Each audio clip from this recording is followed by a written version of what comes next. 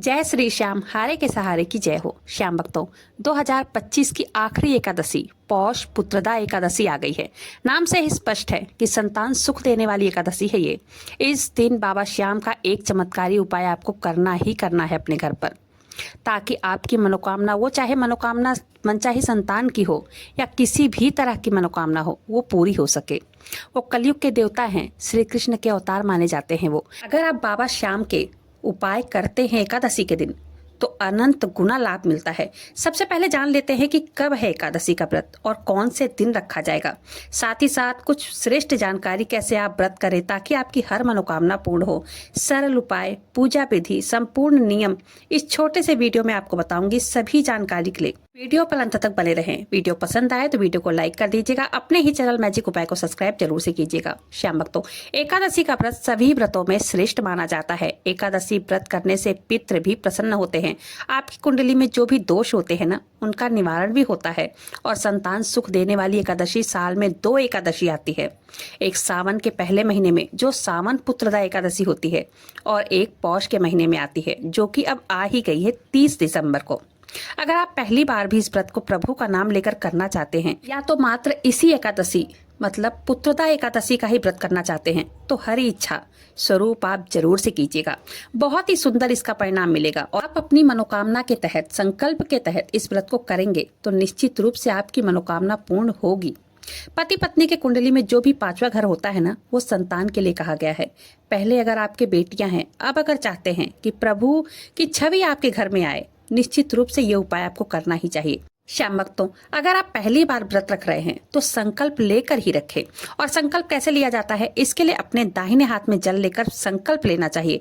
सबसे पहले एकादशी के दिन सुबह जल्दी उठकर स्नान करना चाहिए। और इस दिन मतलब एकादशी के दिन पानी में थोड़ा सा गंगा जल मिलाकर ही स्नान करना चाहिए। सबसे पहले प्रभु का ध्यान करते हुए आपको सूर्य देव को जल चढ़ाना चाहिए, ठीक है, क्योंकि पौष का महीना सूर्य भगवान को जल जरूर चढ़ाना चाहिए। उनके जल के लोटे में आप लाल फूल डालकर ओम श्री सूर्य देवाय नमः का जप करते हुए जल चढ़ाएं। देखिए, तुलसी में कभी भी एकादशी के दिन जल नहीं चढ़ाना चाहिए, क्योंकि तुलसी माता का निर्जला उपवास होता है। एकादशी के दिन जल चढ़ाने पर तुलसी माता का उपवास टूट जाता है, दोष लगता है, पाप लगता है हमें। माता तुलसी में दीपदान करना चाहिए। साथ ही साथ कभी तुलसी को एकादशी के दिन नहीं तोड़ना चाहिए। पहले से अगर टूटी हुई या झड़ी हुई तुलसी हो या पहले से भोग में चढ़ाई गई भी हो ना, तो भी उसका उपयोग हम कर सकते हैं। उपयोग धो करके कर सकते हैं, ठीक है। साथ ही साथ आपको संकल्प कैसे लेना है, देखिए, जब आप सब काम से निवृत्त होकर पीताम्बर यानी कि पीले रंग के कपड़े पहने, जो कि प्रभु को बहुत प्रिय है। अगर मंदिर में बाबा श्याम का विग्रह है या लड्डू गोपाल का विग्रह है तो कलश स्थापना की कोई जरूरत नहीं होती है। बस गोल बत्ती का दीपक, अखंड दीपक एकादशी से द्वादशी तक जलना चाहिए। इससे संपूर्ण मनोकामना की पूर्ति होती है। अगर 24 घंटे दीपक नहीं जला पा रहे हैं, जब तक आप पूजा करें तब तक दीपक जरूर जलाएं, ये भी पर्याप्त है। इसी के साथ साथ एकादशी के दिन बाबा श्याम को तुलसी के लकड़ी का दीपक जरूर जलाना चाहिए, क्योंकि इससे जल्द से जल्द मनोकामनाओं की पूर्ति होती है। कैसी भी मनोकामना हो, कोई भी मनोकामना हो, उसकी पूर्ति बहुत जल्द होती है तुलसी की लकड़ी का दीपक जलाने से। साथ ही साथ तुलसी की लकड़ी को पीसकर चंदन में मिलाकर बाबा श्याम को अर्पित करें। इससे भी हर मनोकामनाओं की पूर्ति होती है। और निरंतर बाबा श्याम के मंत्रों का जप करते रहें। बाबा श्याम को पेड़े, खीर, चूरमे का भोग जरूर लगाएं, एक तुलसी पत्र रखकर, ठीक है। अगर आप स्नान कराते हैं प्रभु को तो दूध, दही, घी, शक्कर शंख में भरकर प्रभु को तुलसी पत्र रखकर ही स्नान कराना चाहिए। फिर सामान्य जल से स्नान करा के इसी पंचामृत को ग्रहण कर लेते हैं, जो भी इसका भी अनंत गुना फल देखा गया है। इसे भी आप जरूर से कीजिएगा। इसके बाद देखिए, एकादशी के दिन ना तो चावल चढ़ाया जाता है और ना ही चावल खाया जाता है।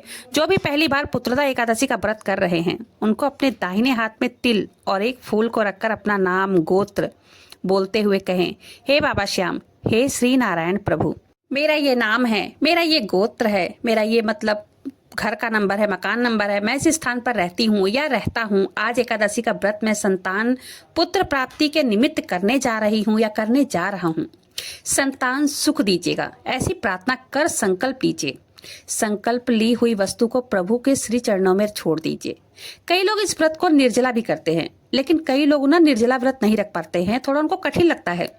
आप जल फल खाकर भी इस व्रत को कर सकते हैं, इसमें कोई दिक्कत की बात नहीं है।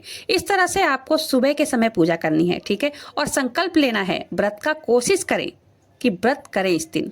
सामान्य घर पर झाड़ू पोछा ही करें इस दिन, डीप क्लीनिंग ना करें, और एक दिन पहले अपने बालों को धो लीजिएगा, ठीक है। ये तो व्रत के नियम हो गए हैं। हाँ, इसी के साथ साथ खाटू श्याम बाबा का एक दिव्य उपाय भी आपको करना है, ठीक है। कैसे करना है ध्यान से सुनिए, पूरे विश्वास के साथ कीजिए।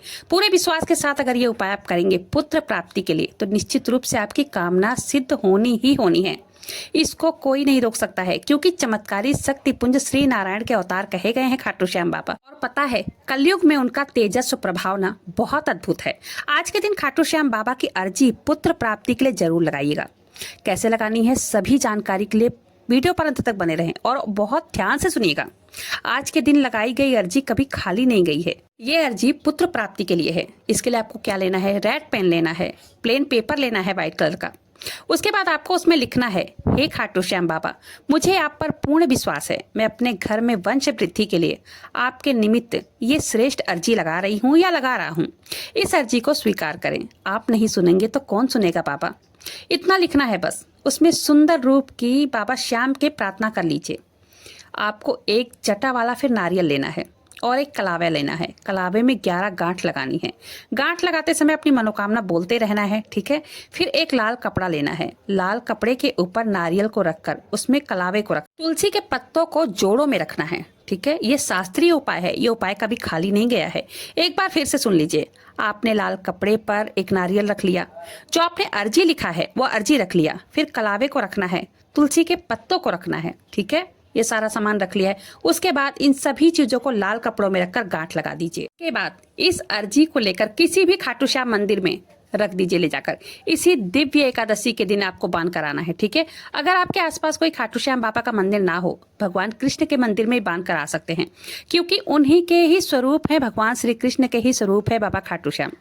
देखिए, ये उपाय पुत्र प्राप्ति का अचूक उपाय है, जो कि पुत्रदा एकादशी के दिन किया जाता है। अगर विश्वास करोगे तो खाटू श्याम बाबा इसी पुत्रदा एकादशी को आपकी मनोकामना को जरूर पूर्ण कर देंगे। निश्चित रूप से आपकी कामना सिद्ध होगी ही होगी। इस उपाय से अनंत गुना लाभ मिलता है। तो इस तरह से आपको बाबा श्याम की अर्जी लगानी है पुत्र प्राप्ति के लिए। आज के दिन दान करना बहुत ही फलदायक माना जाता है। आज के दिन वस्त्र दान, अनाज दान, दीप दान का भी बहुत बड़ा महत्व है। गौ माता की सेवा करना, ये सब माना जाता है बहुत ज्यादा फलदायी। इस तरह से आपको एकादशी के दिन सारे काम करने हैं, ठीक है। और साथ ही साथ आज के दिन व्रत भी करना है। पति या पत्नी में से कोई भी एक व्रत जरूर करें। साल की अंतिम एकादशी है 2025 की, ये साल की अंतिम एकादशी। तो आप बहुत ही विश्वास के साथ इस उपाय को जरूर से करें। बाल गोपाल के रूप में प्रभु आपके घर में जरूर आएंगे। चलिए जानते हैं अगला उपाय। एकादशी के दिन आपको और क्या करना चाहिए। सुबह सुबह ब्रह्म मुहूर्त में या जब भी आप सुबह की पूजा पाठ करते हो, मंत्रोच्चारण, जिस भी भगवान को मानते हो, मैं अपनी हर एक वीडियो में कहती हूँ, मंत्रोच्चारण जरूर करना है। जो भगवान को आप मानते हो उस भगवान के नाम का जप जरूर करना चाहिए। साथ ही साथ तुलसी में एक दीपक और मेन डोर पर एक सरसों के तिल का दीपक एकादशी के दिन जरूर जलाना चाहिए। और पीपल के वृक्ष में एकादशी की शाम के टाइम में एक दीपक जरूर से जलाइएगा। देखिए, पीपल के वृक्ष में ना देवी देवताओं का वास माना जाता है।